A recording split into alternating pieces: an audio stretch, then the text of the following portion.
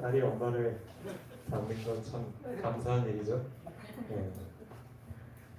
우리 이 자리에 오신 모든 발걸음에 하나님께서 복 주시기를 진심으로 바랍니다. 네. 또 먼 길 다녀오신 이미자 집사님 반갑습니다. 네. 오늘은 부조화 선지자 27장입니다. 이스라엘에게 주신 율법. 우리가 잘 아는 십계명 내용도 나오고요. 또 십계명을 쉽게 설명한 율례도 나오고, 또 십계명을 반포하기 전에 준비 과정도 나오고, 또 받고 나서 이스라엘 백성들의 반응도 나오고, 뭐 이런 여러 가지 것들이 나오는 장이 27장입니다. 제가 읽다가 뭔가 좀 마음에 인상 깊은 것들만 오늘 추려서 좀 같이 읽어보고 생각해보겠습니다. 거의 천벌이쯤에 나오는 거예요. 이스라엘은 이제 하나님의 통치를 받을 교회와 국가로 조직되기 위하여 지극히 높으신 분과의 밀접하고 특별한 관계에 들어가게 될 것이다. 저는 이 문장이 27장의 내용에 아주 중요한 어떤 관점을 담고 있는 것 같아요. 굉장히 중요하다고 생각이 들어요. 빨간색으로 표시해 놓은 몇 개의 단어가 있죠. 교회. 그러니까 이스라엘은 하나님이 보실 때에 이제 교회가 되어야 했어요. 교회. 또 동시에 국가가 되어야 했어요. 나라. 이따가도 아마 다루겠지만 나라에는 이제 왕이 있어야 하고 지도자가 있어야 하고 그 나라의 백성들이 지켜야 할 법도 있어야 하죠. 교회와 국가가 함께 이렇게 등장한 거 참 흥미로운 것 같아요. 요즘은 사실 이런 나라를 보기가 드물잖아요. 교회와 국가, 그러니까 종교와 그 정치가 일치가 된 것을 찾기가 어렵죠. 하나님은 이제 이것을 의도하셨어요. 그런데 이 교회와 국가, 다시 말해서 하나님의 특별한 공동체, 이 공동체가 성립이 되려면 관계가 필요했어요. 관계.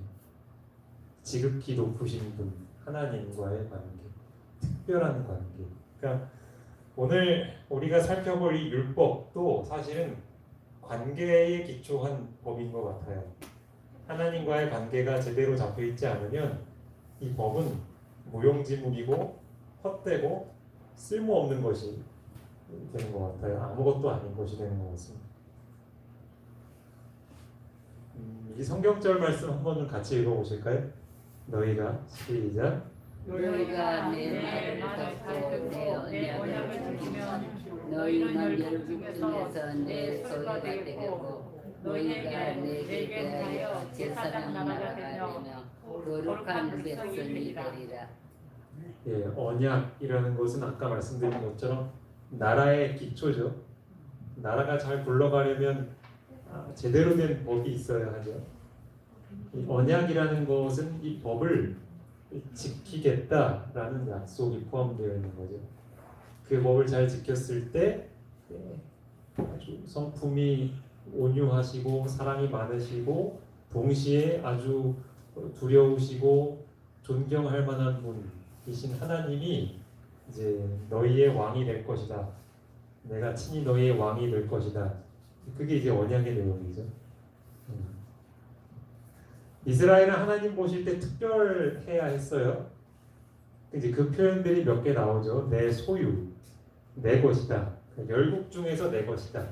세상에 여러 나라들이 있지만 그 중에 특별히 내 나라, 하나님 나라라고 불릴 그 나라가 너희가 될 거다. 이제 그런 뜻이죠. 제사장 나라. 제사장은 이제 아시듯이 그 사람과 하나님을 연결해주는 연결고리 같은, 사람들을 하나님께로 이끌어주는 중간다리 역할, 중보자, 제사장의 역할인데 이 백성들, 그 나라가 전체가 그런 역할을 하게 될 거다. 또 거룩한 백성이 될 것이다. 그렇죠? 이게 다 이제 비슷한 표현이죠. 특별한 공동체.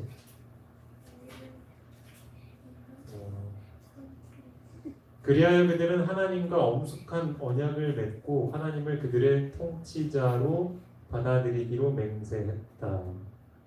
이제 하나님께서 그들을 어떻게 인도해 주셨는지 말씀하시고 또 이제 너희가 언약을 잘 지키면 내가 너희 왕이 되겠다 말씀하시니까 이제 백성들이 그 얘기 듣고 예, 저희도 하나님을 저희 왕으로 모시겠습니다. 이제 그렇게 약속하거든요.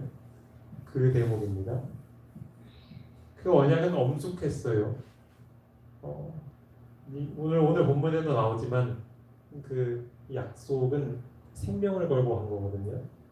그래서 그 청년들이 막 나와서 제사도 드리고 하면서 피로 맺어진 약속이거든요. 하나님이 그들의 통치자가 되는 것을 받아들입니다. 그러니까 우리도 이 언약을 맺어야 되죠.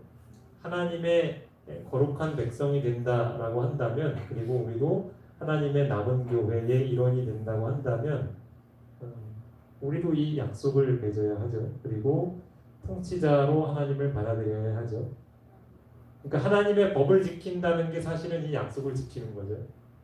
네. 사실 그렇게 하지 않는 것은 다 거짓말이죠. 우리가 말로는 하나님 백성이라고 할 수는 있지만, 그렇죠? 법이 삶이 되지 않으면 의미가 없죠. 그리고 이렇게 될 때 그분의 지배를 받는 신민, 신하된 백성이 되는 거죠. 네. 우리도 그렇게 되어야 합니다. 하나님께서는 당신의 율법을 선포하시는 행사가 그 율법의 탁월성을 감안하여 매우 장엄한 광경이 되도록 경영하셨다. 그래서 이제 읽어보셔서 아시겠지만 그 광경을 목격했던 모든 사람들이 너무나 두려워했어요. 지난 화요일날 시대의 소망을 읽을 때 그 예수님 십자가에서 이제 죽기 직전에 그 어떤 그 두려운 광경이 있었잖아요. 그걸 보고 사람들이 너무 무서워서 자기가 죽을 것 같아서 가슴을 치며 돌아갔다 그런 대목이 있었거든요. 여기도 마찬가지로 하나님의 율법이 선포될 때의 그 광경이 너무나 압도할 만한, 마치 내 생명의 위협을 느낄 만한 그렇게 굉장히 장엄하고 두려운 모습이었죠. 일부러 그렇게 하신 거예요. 일부러 의도가 있으셨어요. 그리고 준비 과정에 대한 얘기입니다. 이 며칠 동안 하나님 앞에 나아가기 위해 모든 사람은 엄숙하게 준비하는 일에 그들의 시간을 바쳐야 했다. 그리고 모세가 그들의 죄를 지적해 줄 때 그들은 마음의 부정을 깨끗하게 씻기 위하여 자신을 겸비하게 하고 금식하고 기도하는 일에 전념해야 했다. 네, 준비가 필요했어요. 만약에 준비가 되어 있지 않았다면 그런 두려운 광경을 봤어도 하나님의 의도가 이루어지지 않았을 거예요.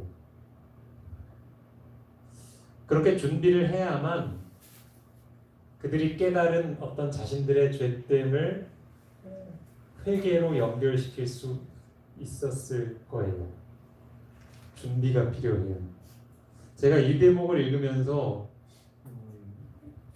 참 마음의 그 찔림이라고 해야 할까요? 우리가 예배를 자주 드리잖아요. 하나님께 가정에서도 드리고 교회 나와서도 드리고 하나님께 드리는 예배.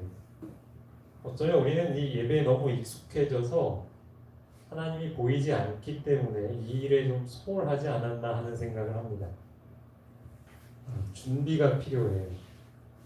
왜냐하면 하나님은 그럴 만한 분이시거든요. 근데 우리는 하나님이 잘 보이지 않아서 그런지 하나님께 예배하러 나와도 이런 준비에 대한 어떤 중요성, 필요성을 잊어버리고 사는 것 같아요. 다시 한번 마음을 다잡게 되었습니다.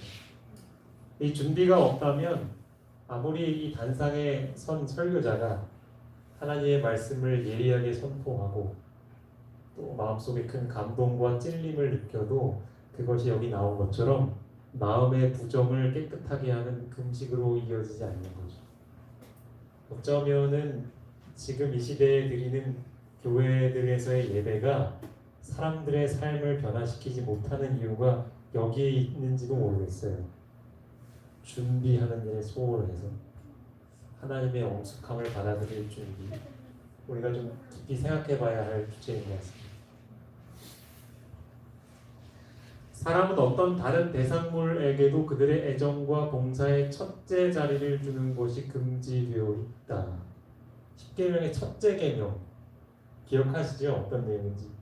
너는 나 외에는 다른 신을 있게 하지 말라. 그 계명에 대한 설명입니다. 애정, 봉사, 하나님보다 더 사랑하고 하나님보다 더 섬기는 존재가 있어서는 안 된다는 것. 이 대목을 보면서 아까 말씀드렸던 관계라는 말을 생각해 봅니다. 하나님의 법은 관계에 기초해야 의미가 있어요. 이걸 가장 잘 보여주는 계명이 첫째 계명인 것 같아요. 하나님께서 사람에게 요구하시는 가장 첫 번째가 뭐냐? 그것은 하나님과 인간과의 특별한 관계. 그 사이에는 그 어떤 것도 끼어들어서는 안 된다는 게 하나님이 우리에게 가장 원하시는 거예요. 그 관계가 깨어져 버리면 그 뒤에 나오는 계명들은 지킬 수가 없죠. 관계. 그러니까 보이지 않는 하나님과 내가 어떤 관계인 것인가. 우리는 과연 십계명을 지킨다고 하는데 보이지 않는 어떤 분, 정말로 그분과 내가 이렇게 보이는 사람과 관계를 가지듯이 그런 상태에서 우리는 하나님의 계명을 지키고 있는지, 아니면 그냥 막연하게 그냥 난 잘 지키고 있어라고 자기 확신을 하고 있는 건 아닌지, 그런 생각을 하게 되었습니다. 영원하시고 완전하신 여호와께로부터 돌아선 마음은 창조주께보다는 오히려 그가 만드신 피조물들에게 더 끌리게 됩니다. 이건 둘째 계명, 우상을 만들지 말라는 계명에 대한 설명의 한 부분입니다. 돌아선 마음.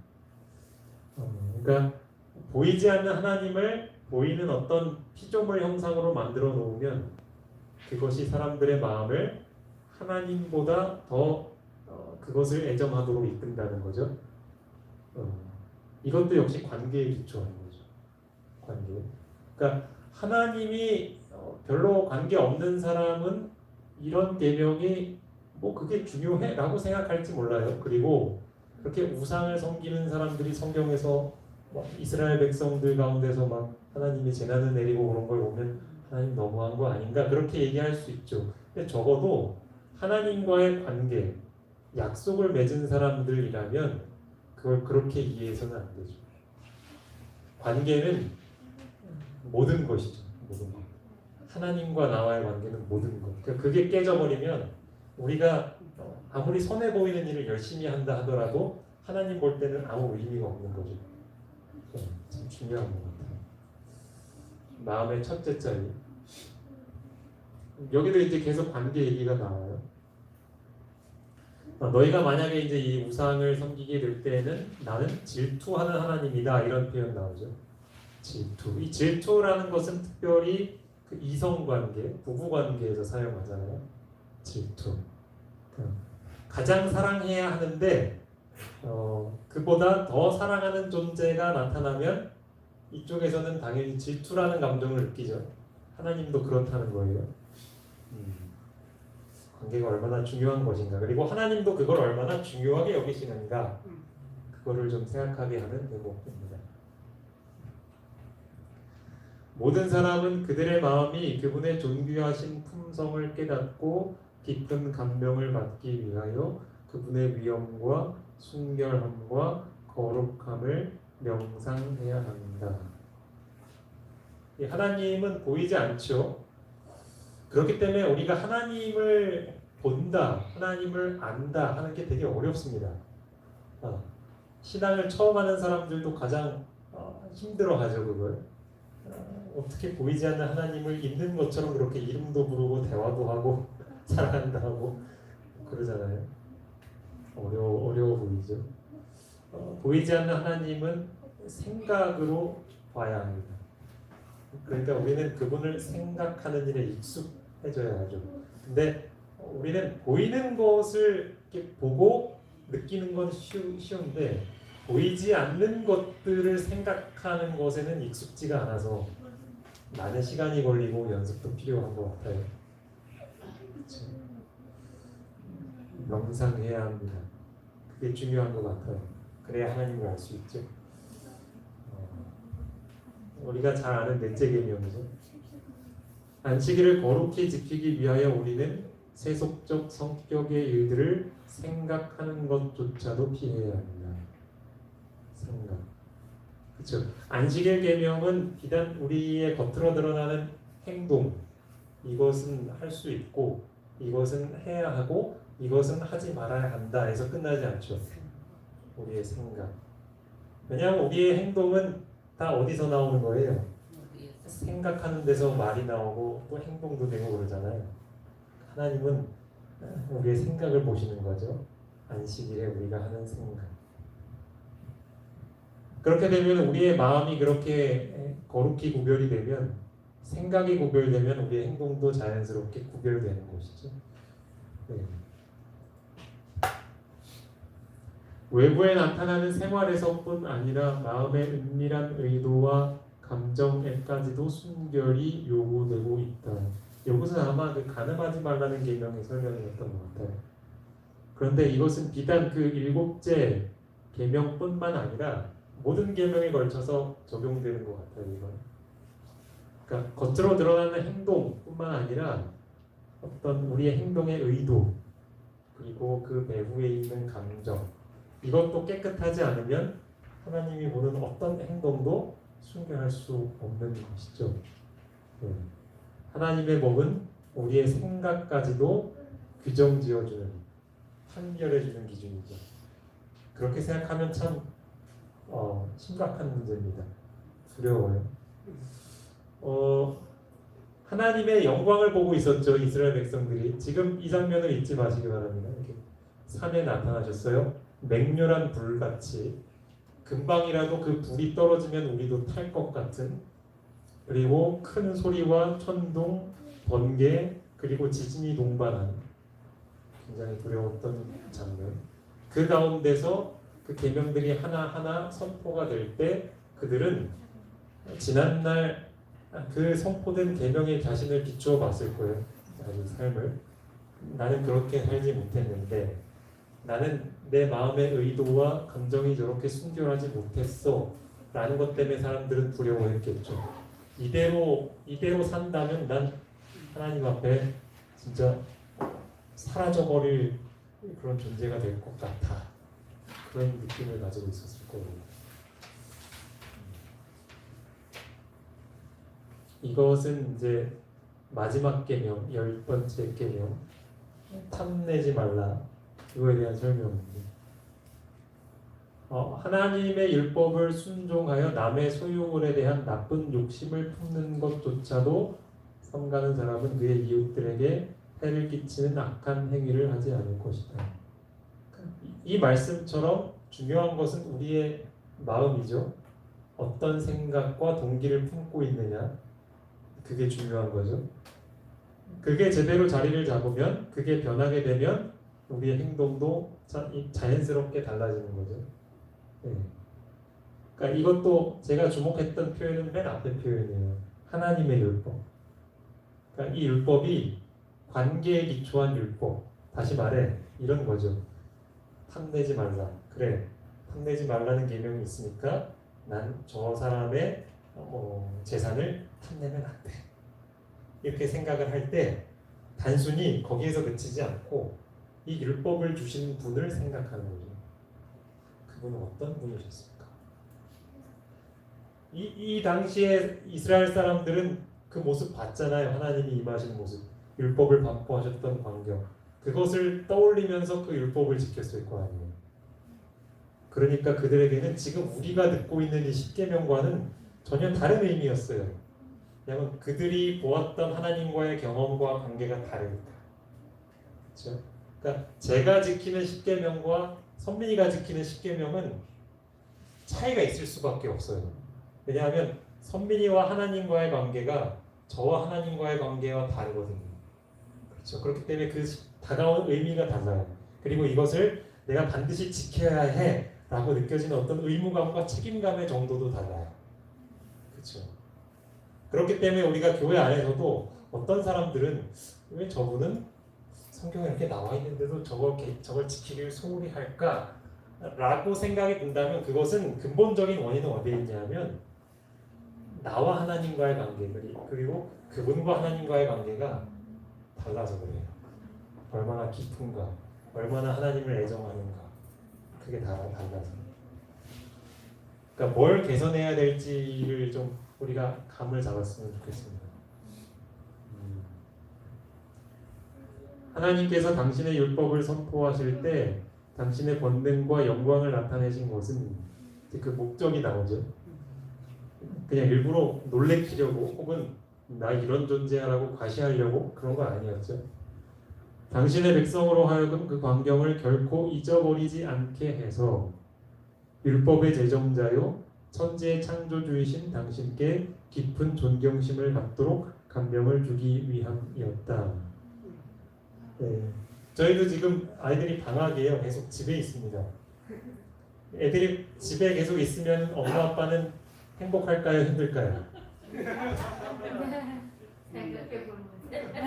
행복하죠, 그렇죠? 사랑하는 아이들과 함께 있으니.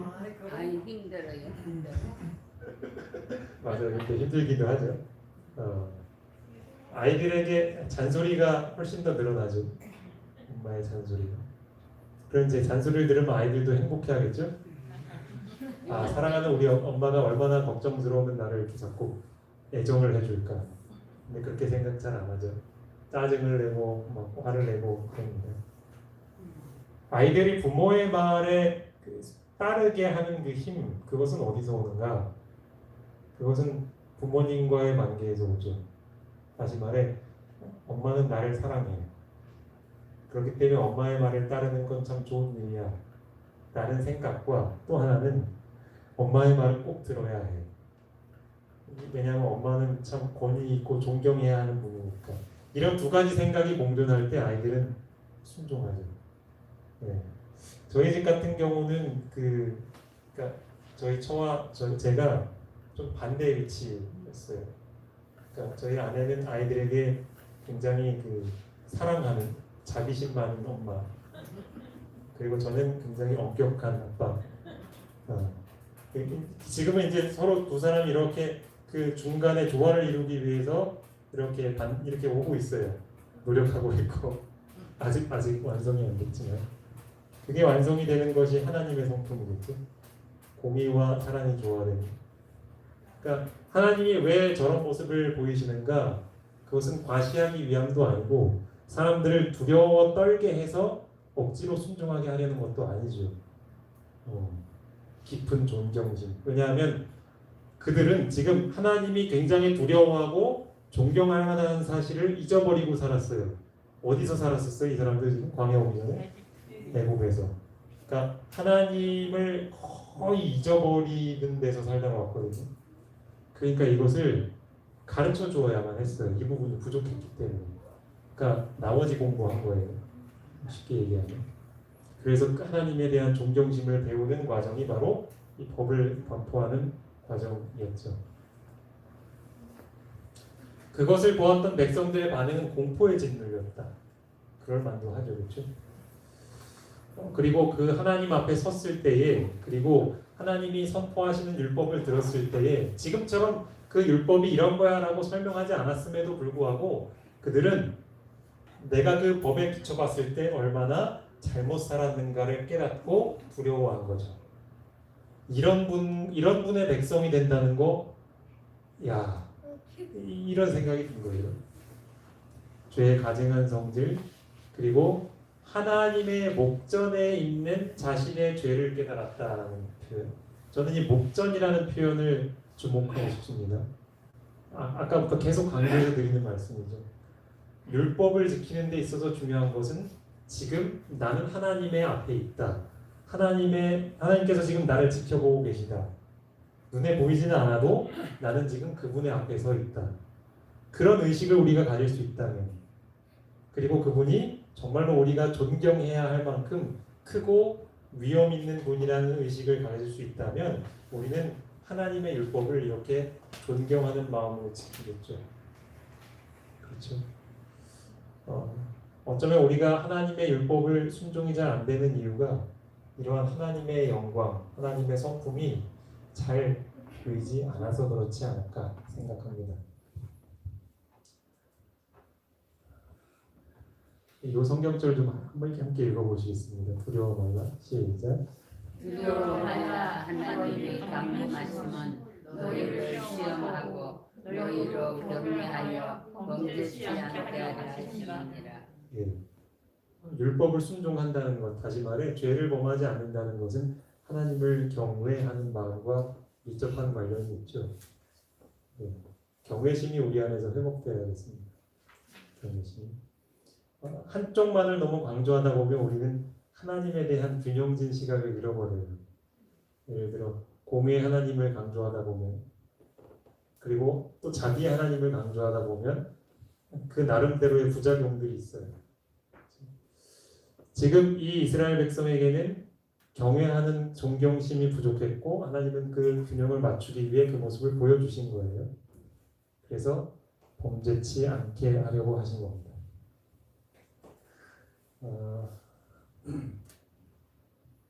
이것은 이제 율례 가운데 나오는 내용입니다. 아까 말씀드린 것처럼 이제 이스라엘 백성들은 오랫동안 애굽에서 노예 생활을 하다 보니 하나님의 성품, 뭐가 옳고 그른지에 대한 관념이 완전히 흐려져 가지고 그것을 더 쉽게 설명해 주어야만 했죠. 그래서 자세한 규칙들이 필요했어요. 그걸 율례라고 했는데 그 율례 가운데 이제 이 부조화 선지자에서는 특별히 사회적 약자들에 대한 법칙, 뭐 이렇게 가난한 자들, 고아와 과부들, 종들, 그것에 대한 것을 언급하고 있는데 그 중에 여기 이 성경절이 나왔어요. 과부와 고아, 그들 해롭게 하게 되면은 나의 노가 맹렬할 것이다. 그래서 너희를 죽일 것이다라는 엄숙한 명령이죠. 그러니까 하나님은 그 법을 지키는 일을 있어서 나의 존재를 기억하라 그런 메시지를 주고 계셔요. 너희들이 보았던 그 위험 있고 두려운 내가 이 법을 지키지 않는, 다시 말해 고아와 과부를 함부로 대하는 상황 가운데 내가 나타나서 그것에 대한 대가를 분명히 지불하게 할 것이다 하는 것. 그러니까 이것도 역시 이 법을 지키는 것과 또 법을 주신 분 얼마나 큰 관계가 있는가 그걸 이제 보여주겠죠. 하나님의 권능의 발현이 그들을 두렵게 하여 그들을 회개로 이끌었다. 이것은 이제 70인 장로들 이야기입니다. 그 모세와 아론과 함께 이 70인의 장로들, 이 사람들은 이제 모세의 동역자들이잖아요. 함께 일을 해야 할 백성들을 함께 하나님께로 이끌어야 하는 중요한 사람들이었죠. 하나님께서는 그들을 부르셨어요. 자신의 영광을 볼 수 있도록 부르셨어요. 예전 같았으면은 그런 모습을 감당할 수가 없었겠지만 이제 그들이 마음을 겸비하게 준비하고 또 하나님의 법을 지키겠다고 엄숙히 약속을 했기 때문에 하나님은 자신의 영광을 볼 수 있도록 준비시켜 주셨어요. 그들을. 그래서 그들이 하나님의 영광을 봤죠. 청명한 하늘이 보였어요. 예전에 우리 장수희 집사님이 저한테 질문하셨던 내용이에요. 그러니까 70인 장로들이 하나님을 봤느냐고 그때 물어보셨거든요. 근데 그렇기도 하고 아니기도 해요. 그러니까 하나님을 직접 본 건 아니었고 이 부조화 선지자에도 나오지만 하나님의 영광의 모습을 보았죠. 그러니까 빛의 어떤 뭐라고, 그러니까 이런 거죠. 우리가 햇빛, 태양을 직접 바라보면 눈이 멀어서 못 보지만 태양빛이 이렇게 내리쬐는 그 빗줄기는 볼 수 있듯이 하나님께서는 자신의 발 아래에 있는 그 어떤 자신의 그 영광이 비쳐나가는 그 부분을 보게 해주셨던 거죠. 그거죠. 그런데 그것만을 보고도 이 장로들은 얼마나 깊은 감명을 받았는지요. 그것만을 봐도. 그래서 여기 보면 그들은 그분의 영광과 순결과 긍휼을 깊이 생각했다 그랬어요. 우리가 사실 햇빛 보고 생각하지 않잖아요. 그냥 햇빛이 비치면 아 밝다 혹은 따뜻하다 뭐 기껏해야 야 이 눈 되게 잘 녹네. 뭐 그 정도 생각하는데 하나님의 영광의 빛이라는 건 단순히 어떤 밝음, 색깔의 문제는 아닌 거예요. 그 우리가 만약에 그 빛을 보면 이해하게 될 거예요. 그 빛 안에는 하나님의 성품이 담겨져 있는 거예요. 여기도 그래서 순결과 긍휼, 그러니까 불쌍히 여기는 마음, 그게 빛에 보이는 거예요. 그 다음에 순결한, 그러니까 죄를 미워하는 그 하나님의 마음, 그게 빛으로 보이는 거예요. 그러니까 참 신기하죠, 그렇죠? 그것을 깊이 생각할 때잖아요. 그러니까 우리도 이거 생각해야 하죠. 생각. 보이지 않는 하나님을 생각. 그분의 거룩함, 그분의 성품을 묵상하는 것 중요하죠. 그것이 그들을 회개로 이끌었대요. 네.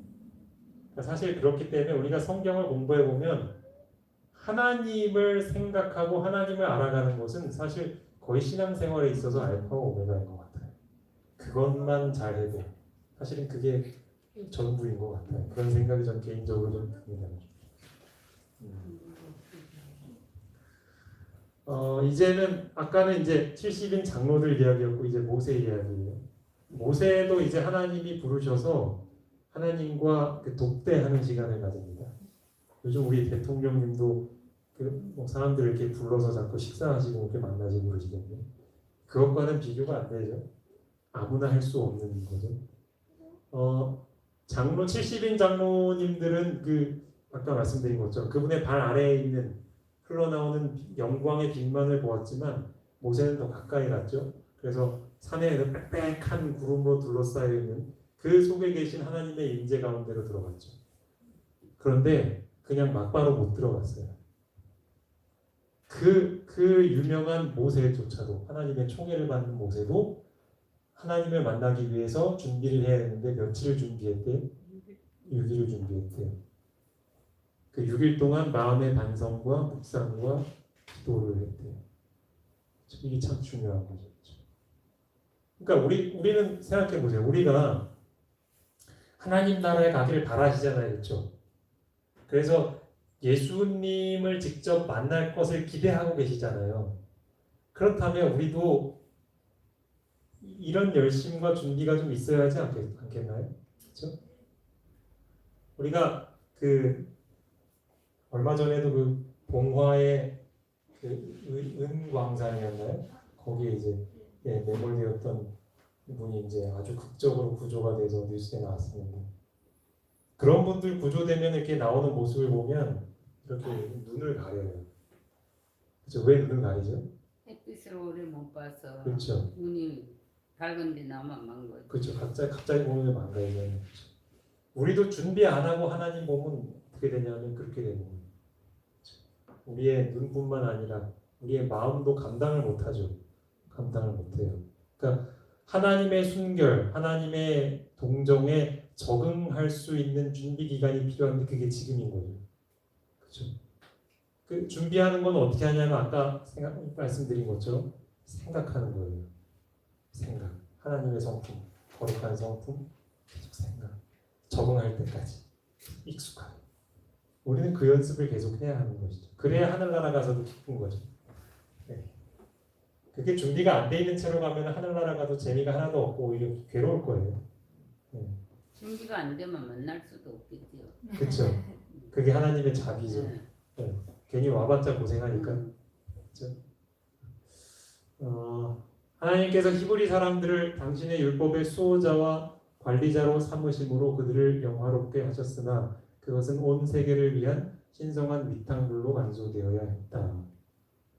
그러니까 오늘 이스라엘 백성들 그리고 70인 장로들 또 모세 특별히 이제 제가 오늘 주목했던 것은 아까 말씀드렸듯이 그 하나님의 법, 그 문자, 자구 어떤 거기서 요구하는 행동 그것이 중요한 게 아니고 그것을 주신 분에 대한 어떤 관계를 가지는 것이 그게 중요하다고 말씀을 드렸잖아요. 근데 그분과의 관계가 가까워지려면 이제 자주 생각, 묵상하고 바라보고 익숙해지고 하는 게 필요한 거죠. 그래서 백성들도 그랬고 장로들도 그랬고 모세도 그랬는데 조금 단계가 달랐죠. 하나님을 보는 단계가. 백성들을 좀 멀리서 보고 장로님들은 좀 더 가까이서 보고 모세는 아주 가까이서 봤죠. 우리도 정도의 차이는 있을지 모르겠지만 이런 과정이 지금 필요하죠. 예. 이스라엘 백성들에게 그런 과정이 필요했던 건 그들이 특별한 공동체이기 때문에 선택받은 교회이자 국가였기 때문에 마찬가지로 우리도 이제 그런 임무를 맡게 되는 사람이라고 하죠. 율법의 수호자 관리자. 온 세계를 위한 신성한 위탁물로 간수되어야 했다. 그러니까 이 율법은 이스라엘만을 위한 게 아니라는 거죠. 온 세계 사람들에게 다 필요한 거라는 거죠.